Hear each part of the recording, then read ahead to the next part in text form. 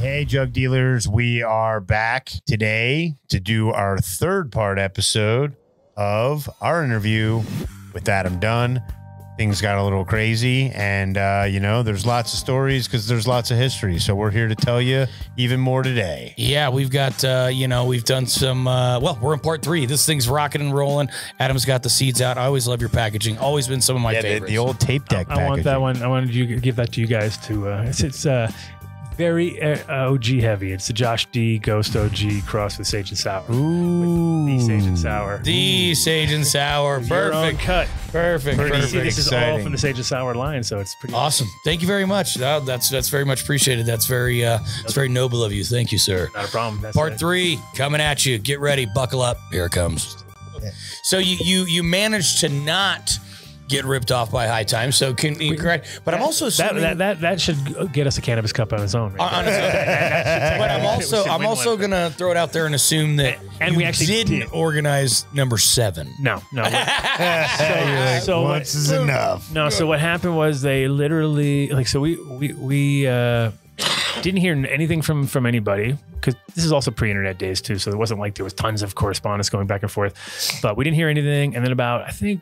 It was definitely cold out, so I think probably maybe a month later or something like that, a couple lawyers from New York came over, like 3 lawyers came over, and had us come sit down at the Picasso coffee shop behind us and have a sit down, and they pulled out like Exhibit A, the book that we printed, where we put the words Cannabis Cup at the top of the book.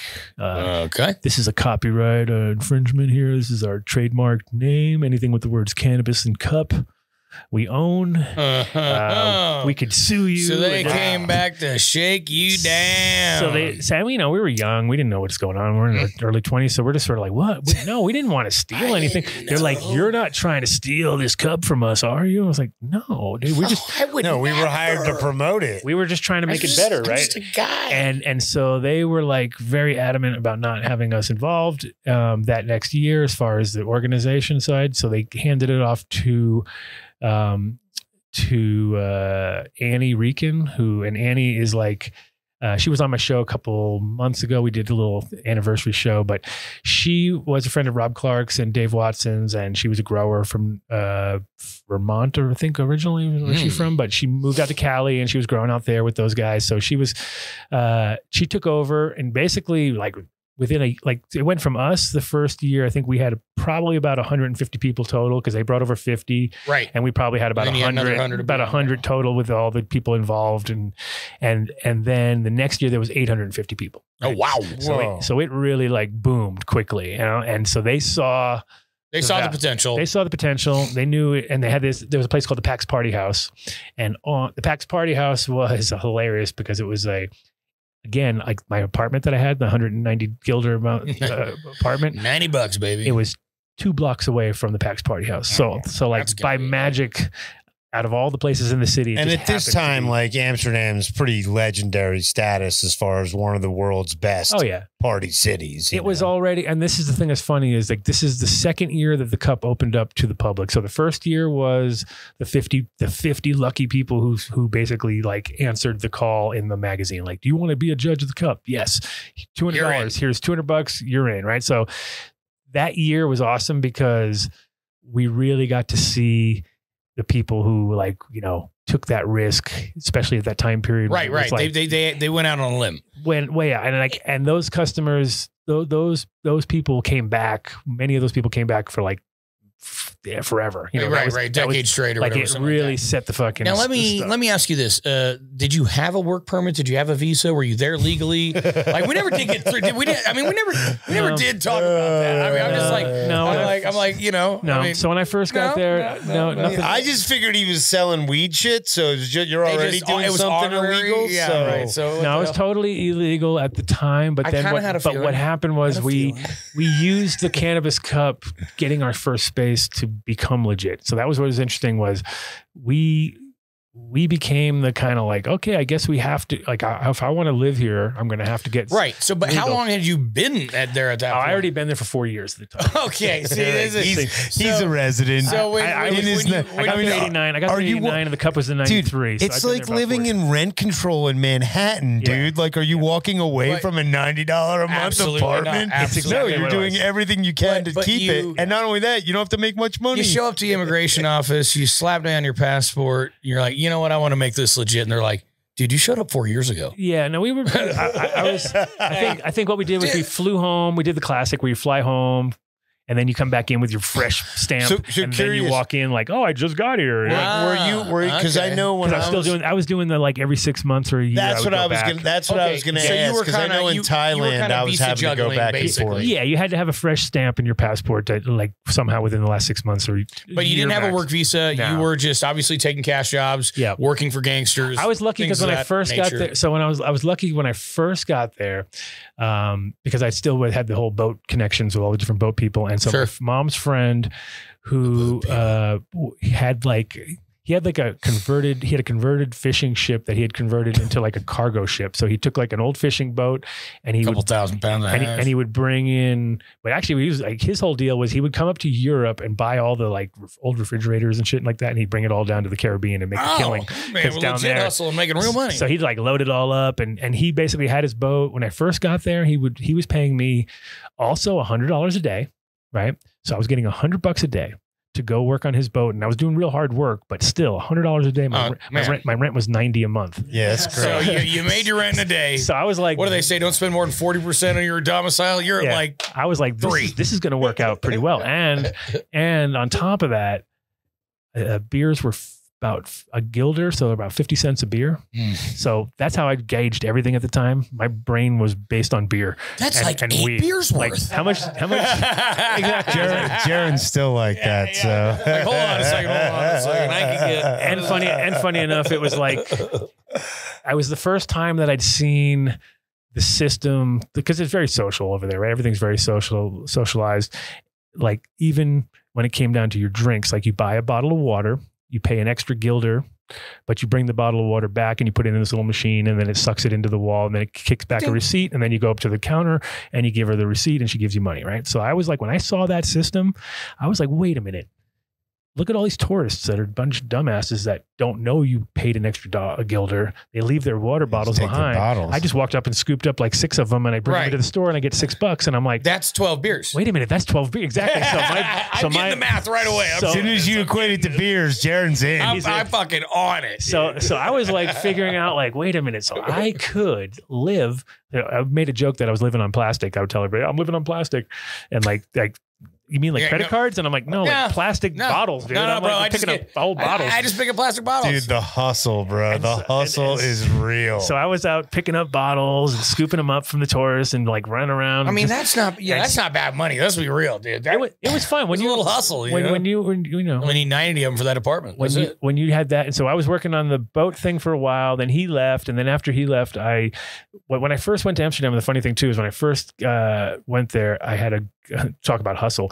My mom's other friend, who New York guy, who his other partner would do knockoff shirts for concerts, right? So I had 300 Rolling Stone T-shirts that I brought over. I was like, well, Rolling Stones is definitely the most like, you know, across the board band. Like you're always going to find a Stones fan somewhere. You know what I mean? This should work. And this is Steel Wheels tour.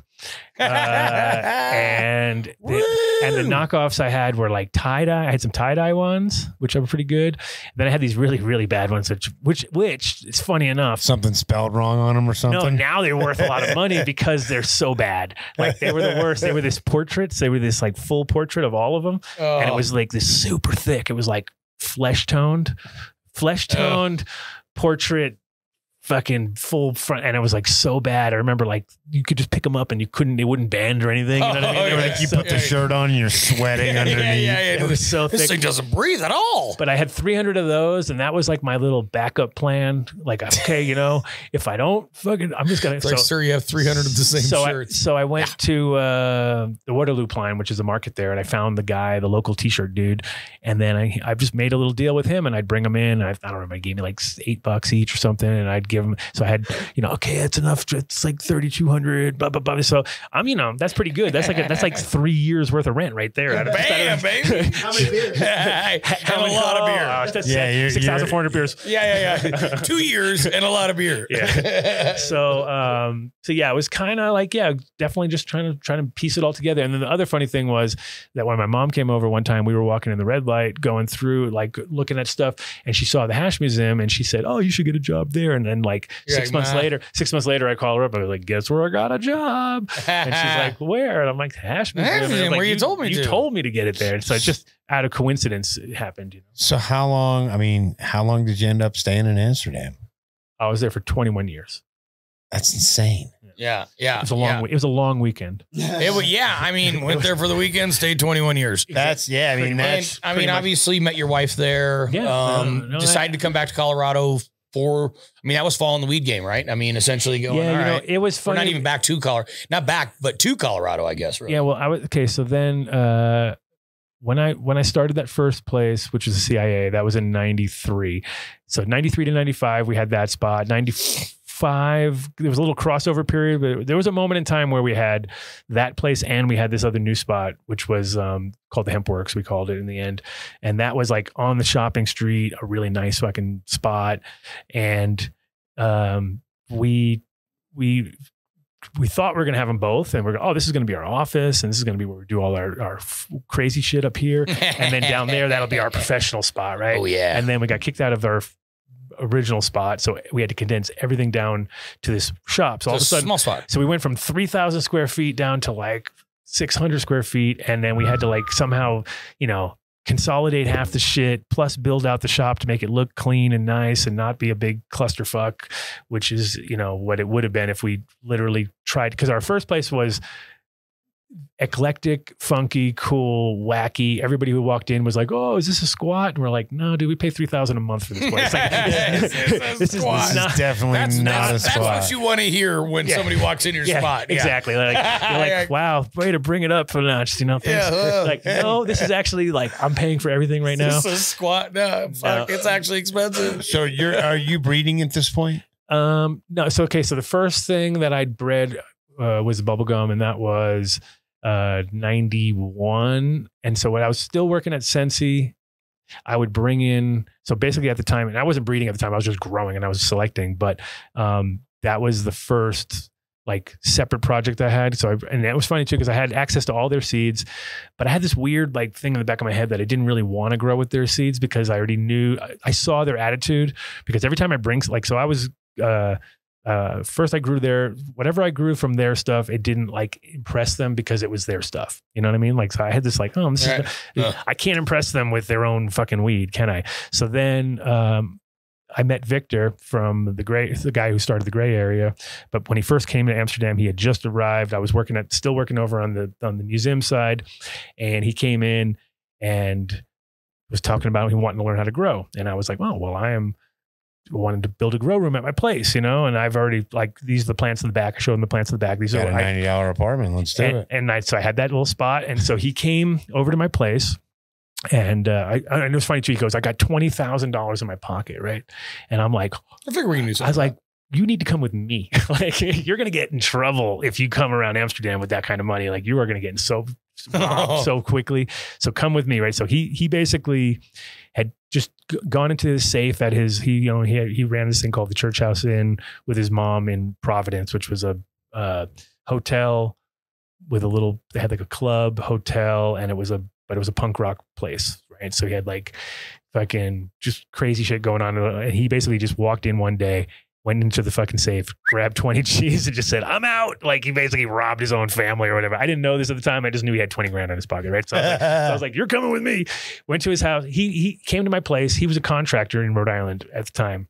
So he had that mentality from building. And I was like very plant focused, and I really wanted, but I could build sort of, but I didn't really have the skill set like he did. And I just told him what I wanted. And it was like, he just like, make me coffee and roll me joints. And that's all I did. I just sat there and rolled joints and made coffee. And I just kept coming in and go, "Do you need my help?" He'd be like, "Nah." And like, he was like one of those guys who wouldn't take any help. He just did it. So I told him that I showed him rolling tables. And I explained to him like, yeah, we only have a tiny little area. I want to make it so that I can roll it out like this so I can get up underneath the other side and get to the plants. Right. And he's thinking about it and he doesn't even tell me what he's doing. He just does it. He goes out and buys all this shit, buys all the wood, and this is like, we had to like ride our bikes with fucking wood. It's just like nightmare. So, and there's no Home Depot. No, there's Praxis is the place they have over there. It's kind of like Home Depot. But anyway, so we go, we buy all this stuff. I'm sitting there making him coffees. I'd come in the room. He'd be sitting cross-legged in the room with 2 drills. He had 1 drill with the drill bits and 1 drill that he's fucking drilling holes. And he's going like, and he's like, just fucking like, I'm like, are you okay? You sure you got it? I got it. Right. And I'm okay. Hey, everybody. Want to give you a little travel update on where we'll be coming up here real soon. Myself, Jair from Dutch Lighting Innovations, and fellow Jug dealer Brandon will be on the road in the Los Angeles area February 26th through 30th. If you'd like us to stop by a store or a commercial grow and take a tour and hand out some samples, let us know. Again, Los Angeles area February 26th to 30th. Hit us up if you'd like us to stop by. Now back to the show. More coffee. Boom. Just keep bringing him coffee. Coffee and weed. At one point, I come in and he's lifting up this whole fucking thing with his back and he's screwing on the sides while he's doing it. You know what I mean? And I'm like, are you sure you don't need my help? He's like, nah, no. When he's done, I swear to God, this thing was fucking awesome. It was like a small room. It was like a 4-lighter. It was like 4 600-watt lights. And it was a table, which was about 6 foot kind of square, maybe 6.5 feet.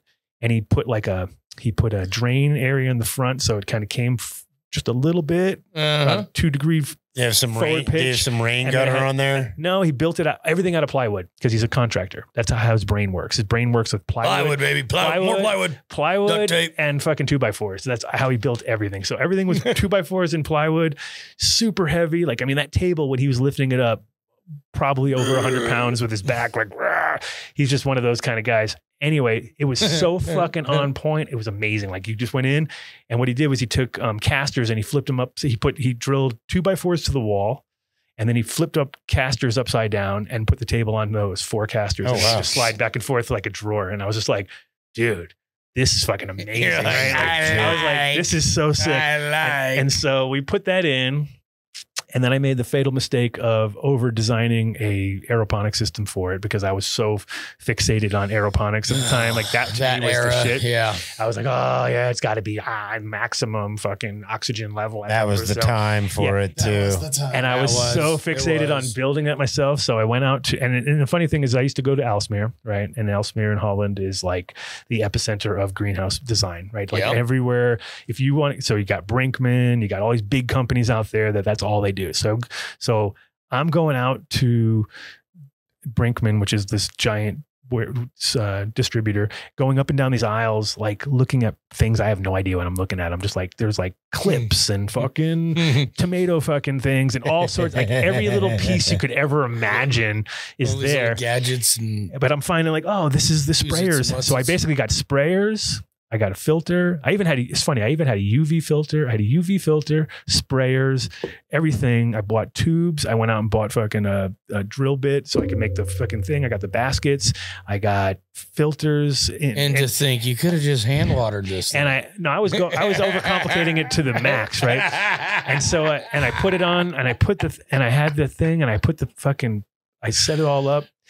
And so I had the table built. He already built the table and then I had built my system, plugged it in.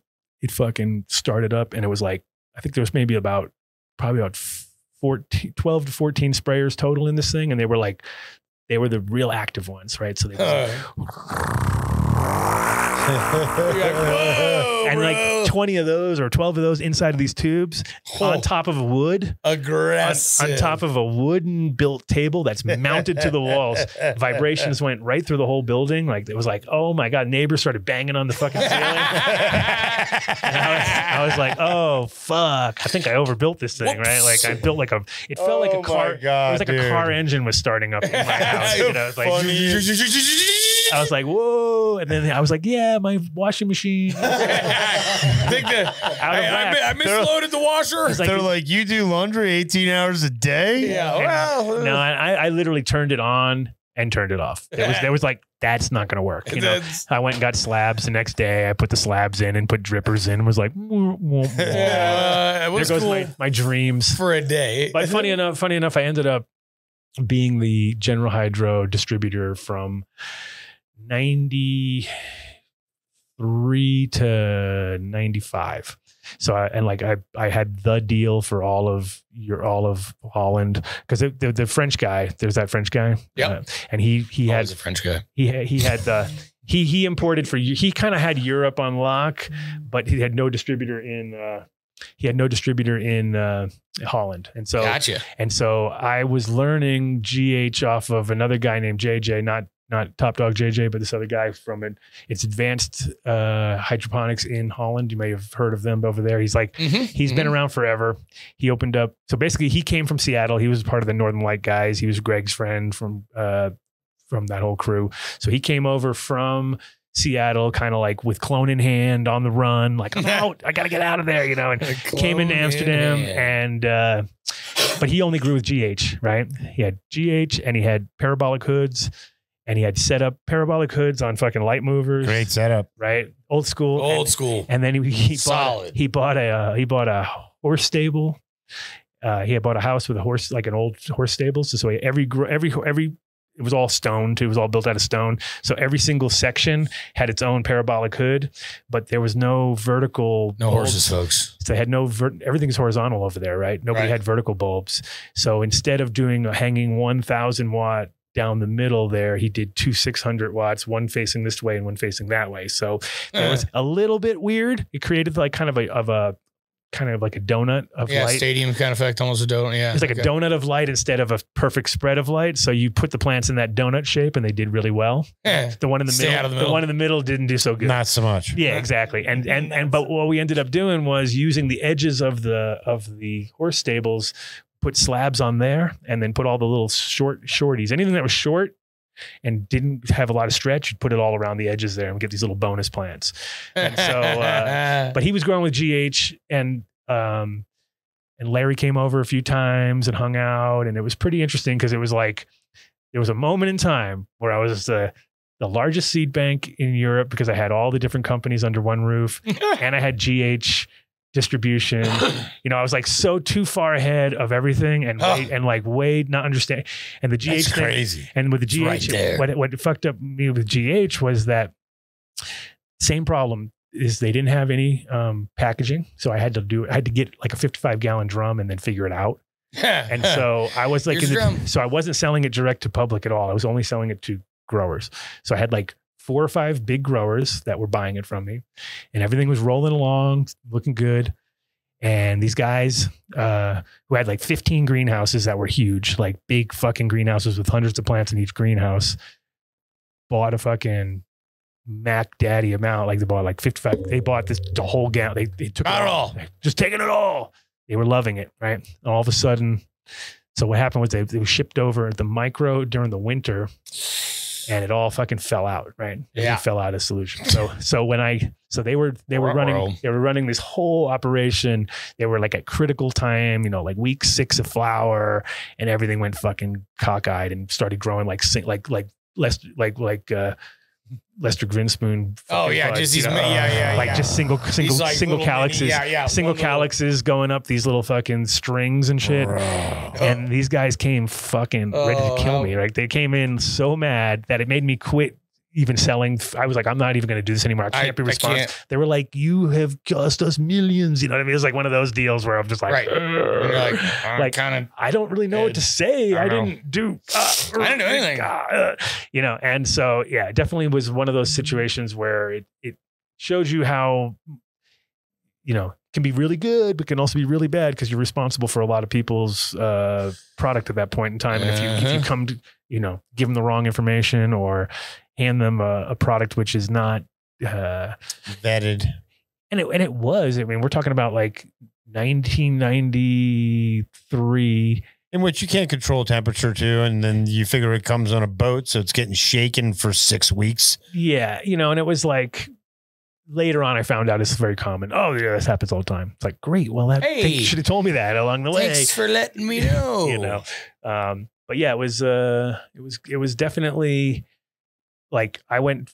So at that time period, I was growing with rainforest, right? So I had rainforest buckets, I had all their. So I had gone from my homemade aeroponic system to having their aeroponic systems. I had them set up in my shop. I was growing basil downstairs, and I ended up getting a ton of white flies because that's what you get when you grow basil. so you learn pretty quickly. Like they really like this basil stuff, don't they? Right. So I ended up having to take those out at a certain point. But yeah, the whole aeroponic thing was like I had this book that was like a hydroponic grow book that was like the Bible at the time, and it was black and white photos, but they had systems in there that were like crazy. Like they had this one that was like, it came like, just kept going bigger and bigger and bigger, you know, and it was like as big as this room, but it was like 2,000 plant sites. Wild. And the way they designed, like everything was just like, it's like when the Colosseum hadn't been invented yet, but it was like in our minds, we were all doing numbers and like, how can we fit more and more into some tighter space? Because also Holland is like every square inch is like fucking gold, right? So you're trying to figure out how to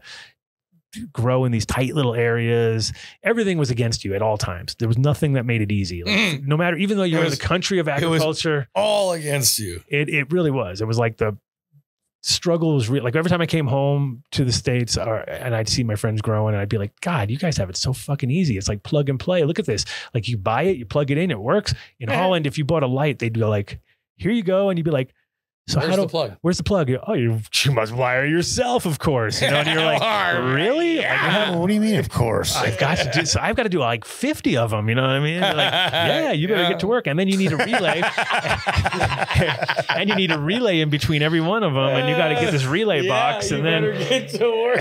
And you're like, and like the relay boxes, you had to build them yourself. Everything you had to build yourself. And I remember trying to explain to people over there, like when I got a Green Air. That's weird European power. Like I got a Green Air panel one time. I couldn't use it, of course, because it was all 110. But I was like, I got a guy left it with me. Like he came, hey, you need this? And I was like, I totally need that, but I can't use it because it's not the right power. But I remember like just using that I would bring it to places to show Dutch guys just how stupid they are. Like I'd be like, you guys, come on, somebody's got to be able to make this. Like, look, here it is. Because they'd be like, the thing about Holland, which is a running joke, and I'm sure Jair will agree, but if you're asking somebody for something professionally done and they can't do it, physically it cannot be done. That's how it works. Like you're like it's gonna have to be done. You're like, no, not possible. Like, what do you mean not possible? You're like, these guys did it. It's just powered different. I was like, it's possible, dude. It's very possible. You're like, I'll show it to you, dude. Like, I have one right here. You just gotta make it so it's on your wacky they say they can't 208. It's not possible. That's hilarious. That's very Dutch. Yeah, super Dutch. Yeah, and so I learned that really quickly. But not possible. Yeah, you'll learn that one really quickly. But yeah, and then you know, the thing with doing the having a business there was like everything we did was the first. Like we were like basically parting the seas for all our friends too, because like Tony from Sagrada, all these other companies, they all saw what we were doing, realized like, I want to be legal here too, and I want to stay. Maybe I should start a company also. And it's like, because the whole deal was it's a Dutch American agreement between each other, which is like if you have 10 grand invested into the business, kind of same thing they have over here. Like if you came over as a Dutch guy and you wanted to stay legally, well then yeah, get a fucking business, stay positive, and you'll be fine. You know, and you can do that over there too. And sure. They love money, so that was kind of their whole thing. But every time we did stuff, it was like, oh, wait a minute, you want to do what now with cannabis? Like, oh, okay. We always took it to the next level because we're like trying to come there to do something that you're technically nobody's doing at that point, right? You know, right. You're trying to be on the front end of things. It's never really kind of been. It's always been quasi illegal over there. It's 100%. Yeah. And I mean, I think people have confused that for years. Or they're like, oh yeah, there's people smoking weed in the streets, and it's like, no. Well, that's why we had a lot of pushback in the beginning. So when we did the CIA, which was the Cannabis in Amsterdam, that was the first shop, right? And so when we did that, people didn't get what we were doing yet because they were like, because our point was we were trying to be a little bit of a politically forward thinking as far as like, yeah, okay, it's legal-ish here, but not really. But the rest of the world is fucking suffering. You know what I mean? So we were trying to push for, and they were like, kind of like, shh, that's quiet. don't rock the boat kind of mentality. And we're like, well, but nothing to really worry about here. But I get where I get why they were nervous, because they were nervous that we were going to fuck it up for the rest of them in a sense. But the reality, kind of like we did over here. But the reality was the rest of the world just needed to catch up to Holland. Like Holland was always 20 years ahead, at least at least 20 years ahead. And now they're like 20 years behind. Like now you can't legally sell lights. You can't even sell lights there. Oh, you can sell no grow specific products from what I understand. Yeah. It's ridiculous. So at the time period though, what a change, and it was funny too, because I was like I said before, when I come back to America, I would go to the grow shops and be like, man, you guys, like, it's like here they were making it easy because otherwise no one would know what to do. Whereas over there, it was kind of like, don't make it too easy, because then everybody will know what to do. Right. That's today's mentality, is make it easy so everyone knows what to do. Right. So, I mean, but you're in Amsterdam, you're riding that wave, and a very interesting wave to ride, honestly. And it's one of those things. And I think that's why everybody gets so interested in, the early times there, because like you said, we didn't on know the front end of things. You didn't know what was okay, you what wasn't okay. Be part of. No, like I remember in 2015, 95 from 95 when Prop 215 kicked in. Cali, yep. Like now when I look at it when I look back, I'm like, oh, that makes sense, because it was almost like overnight where it went from nobody hardly coming through to like people coming through on a regular just to buy seeds, and lots of them. Yeah, because they were going back to the United States and popping them. And so what happened was, before that, when I was working at Sensi in 91, it was still kind of like very far and few between. And then 95 incidents, 95, it opened up, and what happened was you noticed like California driver's licenses. Or 10 people would get their money together, pull it up, send Billy over. Billy would spend all his money at the whores, and then come to me and go, hey, you think you can give me a little could you give me a little different receipt that says a different price, because I kind of spent all the money and I gotta go. I'll be like, oh, and my this God. happened over and over. Oh, it did. It was like literally like a formula. It was like a formula where they'd send somebody with I already got 2 receipts ready. Right? They'd send somebody with 10 grand and they'd say, buy all these seeds. They'd spend 5 on just nothing, and then they'd try to say like, well, can you say it's 10 because I was supposed to send. I had that all the time, but I had like Mexican mafia guys rolling in with belt buckle, like Mexican belt buckles, big belt buckle, roll up boots with 10 grand, like just slap down 10, 20 grand and just be like, we need seeds now. I need all the seeds. And like, there was times when I would wake up, like look out the window. There'd be like, I remember that exact moment where I look out the window, there's some dude with a cowboy hat. I'm like, well, we're not open yet. Well, I'll come down, and I'd run down, let him up. It was like before 10 o'clock. He's like, I got to catch a flight. I'm like, okay, no problem. Here's the price list.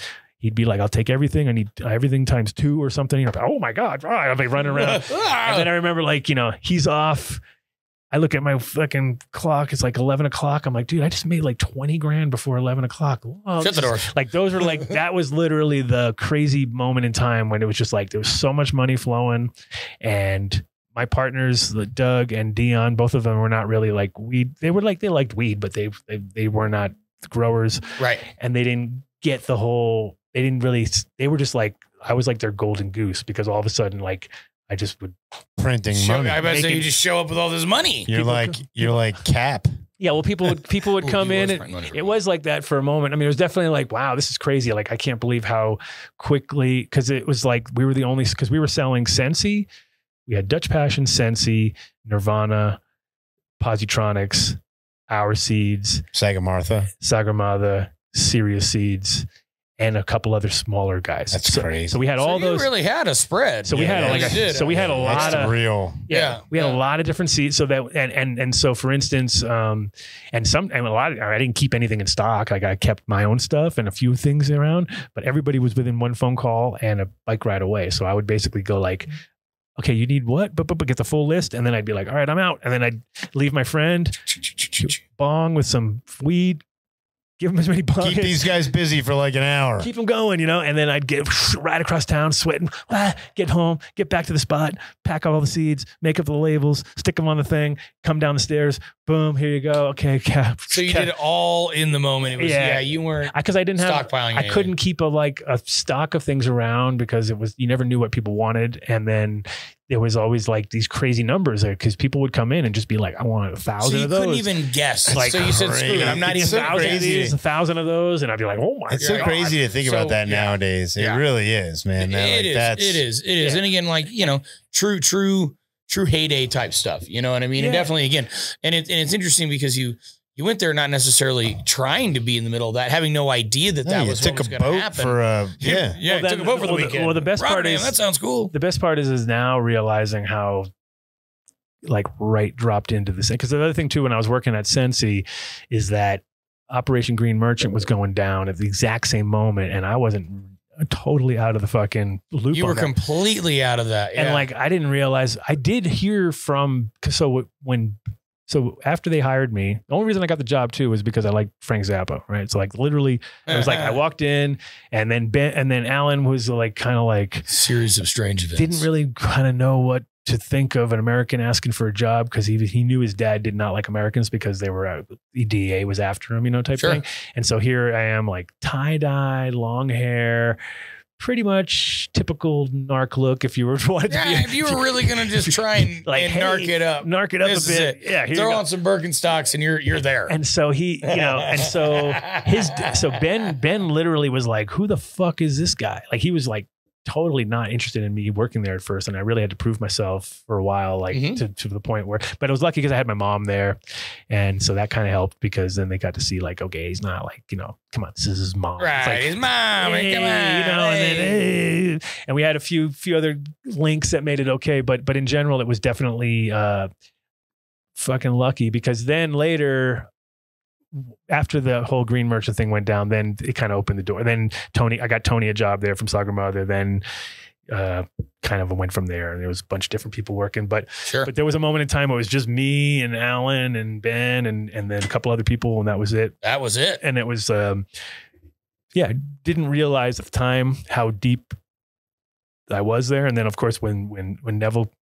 When his collection came in, I saw the quality of the material. I just saw everything go up. Like all of a sudden I'm selling Super Skunk, NL5 Haze, and Afghan 1, all these different strains. And I could just see it in the quality of the physical of the seeds themselves. Like the seeds themselves were fat, bigger, tiger stripes. Just happier looking seeds, more professionally done. Like everything about it. Yeah, was this like, guy knows what he's doing. And then even when I handed the seeds to customers, I could like.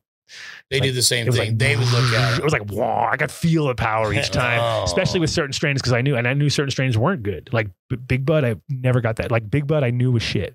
Like I knew it. Like I knew that it was the thing you buy when you're a cash crop guy. And I was literally thinking that you're that guy. That's just marketing. That's, hey, you need a Big Bud. You a growing for money guy. Here you go. Exactly. And as I handed those people those seeds, I could kind of feel that too. Like I felt like watery, like, water plants. Here you go. Here's some water. And then I gave somebody the Shiva and I go, oh yeah, it's fucking like resin right there. Boom. Resin bomb. I can still remember the Shiva to this day as being some of the greatest bud I've ever seen in my entire life. And that was 30 years ago. You know, and what's also fun is that like so that guy JJ from Advanced, he brought over cut with him of the early Pearl NL5 skunk, which turned into Silver Pearl. Yeah. But it was before he had it before. So he had given it to Neville. And Neville had brought it back and Neville was working on it, but he hadn't released it yet. And so when he came with it, and then I ended up helping him out and Victor built his grow for him. And so I started to bring it in and that got him really pissed off. Like all of a sudden, since he was like, kind of like, wait a minute, how did you get the thing that we haven't even put out yet? Like, it was like, whoa, this is kind of crazy. You know what I mean? And it was just like, well, cause I got it from the guy who gave it to Neville. You know what I mean? Right. I got it from that guy. And it was, but it was interesting too, because that particular cut was what AJ was talking about when he was on the other podcast on First Smoke of the Day, and he talked about, and I totally forgot about selling that to him back in the day, and it was just funny because it was like, whoa, oh yeah, there you go, I remember that, the 5-way, and I mean, you think about all the seeds that you sold over the years, like there's probably and where they got to. There's probably countless every corner of the earth. A lot of good stories, and there was like one time when I was so it was one Cannabis Cup. I remember there was all these guys from Chicago there, these black kids from Chicago, and they were like was like a couple guys and they brought their girlfriends with them. And they were like, you want to take a picture with me, right? So I'm like, and I think at the time, because I was dyeing my hair at the time, so I was always doing like green cornrows or fucking whatever color, and so I'm taking a picture with them, and they're all like, that's him, that's him, and I'm just like, kind of like, who are you guys talking about right now? You're like looking behind you, and they're like, oh, the man with the golden hair, man with the golden hair, right? And I'm like, who the fuck is the man with the golden hair? And they're like, you. And I'm like, well, my hair is fucking green at the moment. They're like, no, but when we got the seeds from you, you had that golden hair, man. And I was like, and I was in the middle of getting it dyed. So I was in the bleach process part. Yeah. So I sold them the seeds. They went back to Chicago. They were growing them out. I don't know what they were. I can't remember, but whatever it was, blew the fuck up. Right. It was the weed that everybody wanted. Right. And they used the band with the golden hair was how they sold it. Like to each other, like, do you have the man with the golden hair weed? He's got that golden hair weed.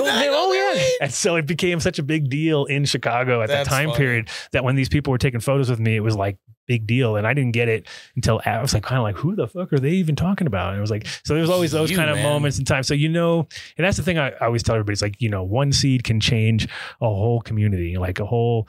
Like they were smoking Bammer fucking brickweed. Now so-and-so got one cut. They found that one seed. pheno, that one bean is really where the linchpin of it all. And then all of a sudden everybody's growing it or everybody's smoking it. And now their whole... And it's what everybody has to have. And their world has changed. You know what I mean? So that's where I always felt like, selling seeds to me was always like fun like that. And again, that's like when I was at the MJ BizCon. He's from here too. So he's from Colorado. We'll figure it out in a second, probably, because you guys will be, oh, I know who that guy is. But somebody hands me something and I go, oh, look at that. Drop seeds, not bombs. I go, that was my thing that I put out in like 1990, whatever, during the Gulf War or something like that. And he was like, oh yeah. And that was like his whole, his whole thing is based on that. And I was like, yeah, DNA stole that. And fucking Soma stole that. I think everybody stole that because it's like so obvious, right? It was like obvious at the moment. We did a whole series with shirts and posters and stuff like that. But it's like that to me is what it's about. It's like every seed you drop, every seed you put out there is literally like a game changer. Like it can blow the fuck up. Now a good one for Chicago would be pop seeds, not caps. Yeah, exactly. Next evolution. But in general, it's like, you are creating change everywhere you go. So and one seed at a time. You know what I mean? I do think that's it's a really powerful way to look at it. And that's what I think Gabe and I continually find so fascinating about plants is the mystery of it, and being that you've got, these octoploids and all these different genes could be turned on and off and everything else in the, the breeding is very not straightforward. In fact, you know what I mean? People think that the breeding game is really straightforward, and it's not this little Punnett square that they like to teach you in high school science. You know what I mean? There's a lot of mystery. There's a lot of art, and there's a lot of science. It's a lot. I mean, what I look at is every breeder, without knowing it, creates their own thing, right? Like they just can't help it because you selected A and B, and now you have C, right? So that you can't get around it because it comes down to the selection of the breeder. Yeah. So if you like what a breeder does, you tend to like everything they do because because they're going through for that goal. I mean, that's the thing. Unless they're just willy nilly and they don't give a fuck, right? But if they're if they smoke their own weed and they're like have a certain vibe, like it's funny, like Soma's a great example, right? Because it rhymes. The Soma aroma, right? When he would walk into the room, you would be like, oh. I know that. I know that. It's like, it's not my thing, but I know it. It's a little sweeter.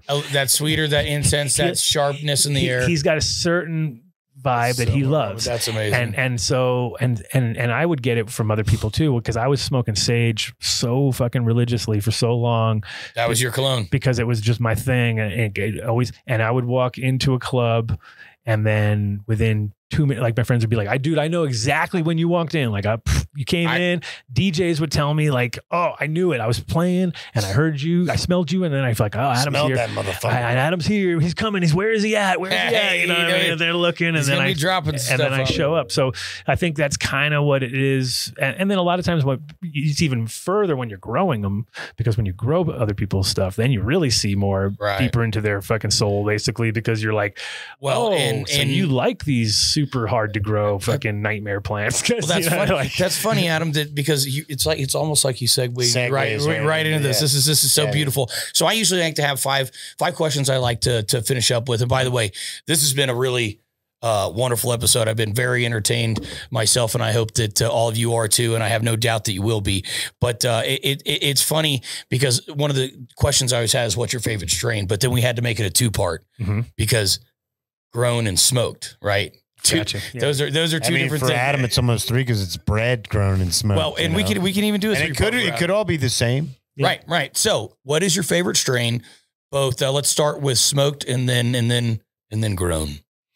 Well, I definitely would rather have an all arounder, like, because that is for me part of the beauty is like knowing that the plant is like not a big problem child, you know what I mean? Because it's like there's been plenty along the way which have been like the low yielding, high terp count, something about it really special, or some guy that you got to keep growing it for that one person because that's all they want. That's all they want. That's what I want. That's what I want. Okay, it's kind of annoying, you know what I mean? The thing doesn't really grow that great or whatever. So can't get this back. So in the sense I do like the all arounders.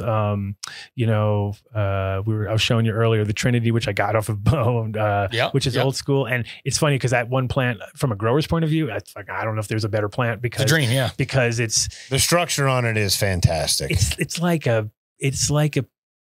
doesn't even look real. Right. At a certain point, you're looking at it like that is not even like there's nothing about it needs to be trimmed. You just trim for the hell of it. You trim for that, like just because. Like you don't even have to. Like you don't. You're like, I guess I should be pulling leaves, but they all look so fucking good. Like nothing about it looks like they're not really in the way of each other. You know what I mean? Like Grow Chem D or something like that. It's like it's leaf on top of leaf on top of leaf, and you see like, oh, I gotta pull these off because it's like stacked all the way through. You're like, I've got to get this out of here. Right. So there's certain aspects. So plants like that. So from a grower's point of view, I obviously like stuff that's easy. It doesn't need to be trellised or yo-yoed or scrogged or any of that kind of stuff. So for me, those kind of plants are a dream. Smoke point of view, though, I mean, I like to get really I like to get surprised, and that's very rare these days to get like, whoa, my God, I got really high off of that. So for me, it's like old classics, like really work. OGs in general, like are satisfying for me. Sure. Like, I still get likewise. Like if it's a well-grown OG, like RBK, it's satiating. RBK is the one that we kind of like focused on just because it was very rewarding as it grew. A lot of OGs are not. That's part of the whole problem. It's like that's where it doesn't. Well, that's where that's where it may not cross over with grown and smoked. A lot of that stuff I love to smoke. Like, not a huge fan of growing a lot of it. Yeah, likes HBS's. Yeah. Well, that's and selection pressures and things like that we've talked about a bunch. And then, but like Sage was, like I said, for so many years, 15 years straight, I pretty much smoked nothing but that. Like, okay, like that's a pretty good endorsement. I Brent. It's funny because I felt like, okay, I'm probably should be smoking more other people's weed because I'm not learning. Like I'm not learning. I'm seeing things go, fads come and go, and like I'm not even participating. You know what I mean? Right. And I think even when I came here, it was similar. Like because I was like, I remember like when the first time I heard of cookies, like from Nicotine or something like that, and I was just like, what is this? And I was so disappointed when I finally got to smoke it. I was like, that's what everybody was all hyping. I was like, I'm going back into my. I was not impressed. I'm literally going to go back into my old way of thinking, which was I don't care about anybody's weed anymore. You know what I mean? Because I literally like decided to open up to the things that were out there, and then in the end, it was like, God, that was very disappointing. Yeah, and to the point where it hasn't improved at all. Like it's gone just from there. Well, we've got gelato and a few other things. Watered down polyhybrids, you know what I mean? So that's why it's a tough and complex question. All right, well, fuck it. We'll move on. And being the world traveler, which I didn't realize the boat stuff and all. I mean, really quite all over the place. That's I did a lot earlier, which I was lucky. I remember even before the boat thing when I was really young. I remember, you know how like you always count your flights when you're a kid and you're a kid. I went on 24 flights. I remember like because I would do a lot of like nowadays, I don't think people do it very much, but I would do a lot of flights by myself when I was really young, like 6, 7, 8, 9. My 10. parents put me on a plane, sent me to my grandparents all the time. Like I'd get on, and to me, that was the shit. Like there wasn't any TSA or any of that nonsense either. No, you got treated so well because you're traveling alone.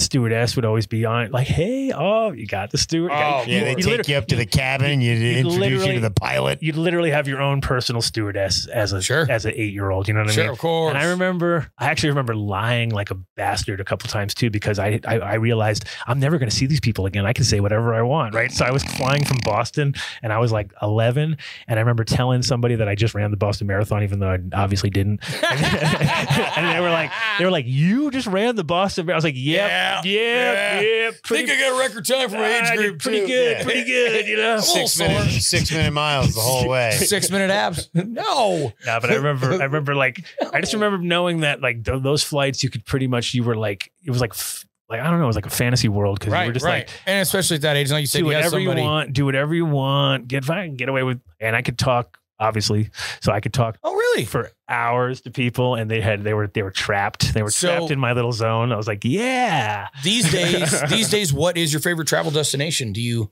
have a favorite travel destination? Or are you more of a homebody? What do you do these days? I mean, obviously, travel for work a lot, which has been pretty rewarding because over the years we got to do Colombia and got to do all these tropical places that we're trying to get on board, and about to go to Crete probably soon and do another trip for so it's always nice. I like the idea of mixing business and pleasure, just because I have a really hard time relaxing on, like, I don't have I never had holidays because I was always going and living where if I went somewhere, I have this thing about if I like someplace, then I just want to live there. Like, I'll be like, hey, this place is pretty cool. I want to be here. Like, I've had stay for 21 years here. So I almost don't like to travel too much to places because I almost tempt myself too much to change my entire direction. Like, I could probably stay here. Like, I mean, I had that a few times along the way. But in general, and of course, living in Colorado is, I'd have to say, one of the harder places to leave on holiday. Even though when it's cold, it's like people are not in a bad mood because it's cold, because they're all happy because it's like, yay, it's cold. And I'm like, what?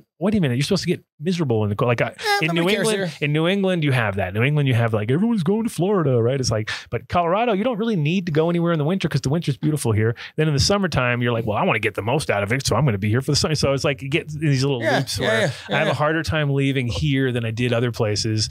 Also, because it's like, sunny. Holland, when I lived there, I was trapped. Like, it was 300 days of grayness, right? And I always wanted to go somewhere just because of that. Like, it was like you really wanted to go somewhere for the grayness. That's why Colorado's perfect with the 300 days of sunshine. 300 days of sunshine. So like the first couple years I was here, I was just like, are you kidding me, dude? I can't believe it's fucking this nice out. It's like, even if it's clear, it can be cold. Sure. As long as it's as long as it's sun, it's that grayness, that gloominess. Because it's the psychological aspect of the grayness too. God, dude. So I just lived for years and years and years at that. So it made it harder. So now, like I said, like if it's business orientated and I can get a twofer out of it and I can bring my family on the trips, like we've done Hawaii, we've done Puerto Rico, we've done all these like killer combo trips where it's like, 3 weeks in Puerto Rico, but I'm doing a job, so I have something to do. Because if I'm like the guy who can't just sit in a place and be like, really just okay, so we're sitting here doing nothing. I get bored. And I get worried about my plants, and I can't. And that's the other hard part about being a grower is you can never really. Oh, you're married to the plants. You can't really leave on mega holidays, if you can. Wow. Like, my big plans is every year to do Barcelona, of course, for Cannabis if possible. Love Barcelona. That's always fun.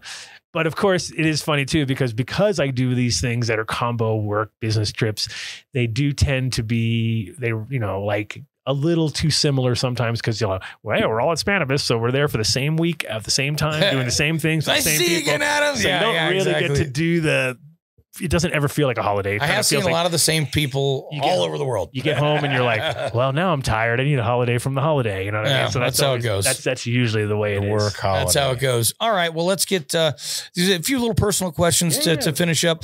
What would you say is the happiest moment of your life? Yeah, this is a fun one. Yeah. I can go low hanging fruit and be like, the moment my child. I know that's the easy one. That's the easy one, and it's acceptable. By the way, but in general, but in reality, that was a crazy day. Yeah, it was definitely a crazy day. But happiest day. That's a toughie. Like I'd say, in a stupid way, it was dumb shit like getting my fucking driver's license and stuff like that. Like those were the moments where I realized like now I can do what I wanted to do. And then I quickly realized that it's exactly the opposite. Like now you can get into lots of trouble. Now people can hit me in my car. Or now you can get arrested and actually get in trouble because you actually have a fucking driver's license to lose in the first place. Cause I've already gotten in trouble before I had a driver's license. And they're like, if you had a driver's license, you would have lost it. Been screwed. You'd be in trouble right now, kid. But I can't really do anything right now. You're lucky you're only 15 and Well, it's almost a two-part. So what would you consider what we say you're proudest of up to this point in your life? I think the fact that I was able to, might sound ridiculous, but that I took those risks at the age that I did, because if I didn't do that, if I didn't set the stage by leaving the day after I graduated and going to Australia and taking that leap of faith, because when I came back, all my friends were still sitting in the same place. And you would have been too. And you had the bug. And exactly. And then I realized I know how it is. You'd been bit. And I realized like you guys are, and they got mad at me when I came back. That's what I realized. Like they got mad at me. It's so funny you say that, because I left and you had culture, and I left at 18 and I went out west and I've lived out west longer now than I have back east. Yeah. And meanwhile, a lot of the people I went to high school with just are still there. And I'm not saying they didn't have good lives and haven't been successful. Yeah. But they missed out on a lot of stuff. They haven't been, quite far away, in which, not for nothing. When you talk about some of the stuff and some of the stories that you tell today, and especially, it's especially enlightening because, there's a guy I listen to, and he says, one thing you can do can change the lives of 10,000 people. And you're one of those people who really has touched an unbelievable amount of people. And if you look back, it's probably, go back through all the seeds you've sold and all the rest of that stuff. What you single-handedly have done for cannabis culture is pretty immense, and it's cool to think about when you really hear the stories and you're like, man. Well, and for me, it was all the crossovers. It's all these moments where it's like, well, you wouldn't believe it, but then, you know what I mean? And it's definitely like, I don't know. I always find it interesting whenever you find interesting people that have done interesting things in your life. They're always opportunity based. They're not afraid for a change. Clearly, you weren't afraid of change. Clearly, you weren't afraid to pursue opportunities, and you also weren't afraid of doing something new. And I think that has definitely been an integral part of the pioneering aspect of this industry, this cannabis industry that we're a part of. Yeah, it's also one of those deals where you're, by taking those leaps of faith, you don't necessarily get rewarded like the people who wait, because a lot of times those people that wait are very opportunistic about it, because they wait until you've dealt with all the bullshit and realize like, it is actually doesn't really. You can't wait till the moment's right. Sometimes you just got to get on the boat. But occasionally you will get it right. And that's like you were saying before, like following the whole cannabis thing. I always compared it, even though I'm not a surfer by any means, but I always think of like, it's like big wave surfing around the world, and the waves keep moving. Chasing, and it's like, okay, they're going to be, now it's going to be in Thailand. So everybody and so I gave up when I got to Colorado, just because I realized like, okay, now it's getting crazy, because it's going to be the American, it's the American big wave, which is like even bigger and more ridiculous, because it's going to get more bureaucracy behind it. Because that's the thing about Holland too, is that as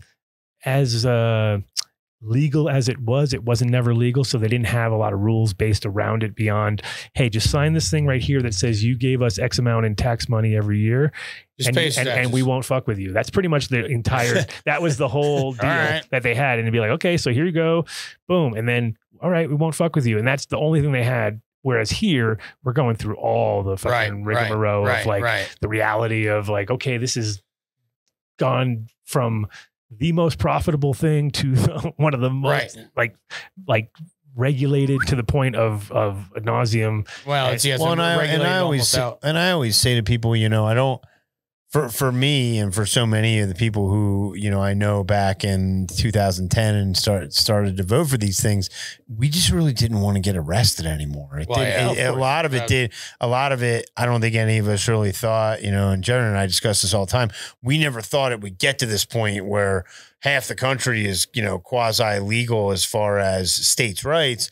And, you know, and meanwhile, you can go to a place like Idaho or Alabama or Mississippi and go serve some serious time. Right. You know, and that's all. And that's all we wanted was to not have to, to not get arrested. Yeah. I just don't want to get arrested. I just don't want to get arrested. I mean, on that note again, now, Adam, thank you so much for coming out. Of course. This has officially been our longest interview, and it's been an absolute pleasure. Dude, I was enthralled the whole time. Promote yourself. Tell people where they can find you online. Sure. Obviously, you've got a long-standing 10-year podcast. That's an amazing run. You keep it going. Why don't you tell the people where, if they want to find you, talk a little bit more genetics. Here's some more damn stories. Where can they find you? That's right. Well, every Friday live, 4:20 to 7:10, obviously. Right? Mountain time. We do a live 3-hour show, sometimes 4 hours, sometimes 5 hours, sometimes 24 hours. Sometimes 24 hours. We can go on and on, but yeah, we do a live show, which is, you know, a lot of these kind of style stories, but mixed up with lots of cool guests. And I've got, and not for nothing, you were interviewing AJ long time ago. Every interview. It's so funny because I saw the other day where they were like, and Maxwell's going to finally break his silence. I was like, Maxwell called in on my show 4 years ago. Like, he's broken his silence. Of course. So we do that every week. And then we also, if you're here in Denver and you want to come just hang out with us, we have a studio and a barbecue spot, and you do the cool farmers market in the spring. Farmers market in the spring. We've also got seeds for sale there and all sorts of good stuff. So if you come to the Sohai Cafe, 4300 West Alameda here in Denver, you can hang out. Come by the spot, come hang. And it's pretty cool. It's pretty cool. Live studio audience. It's always nice. Not even laugh tracks in the back. It's like they're real. They're real. Everything you hear is real. Even the groans. The groans and the moans are also legal. Or they're real. Thanks for listening, everybody. Thank you, guys. Till next time from the Jug Den. We'll see you soon. Peace.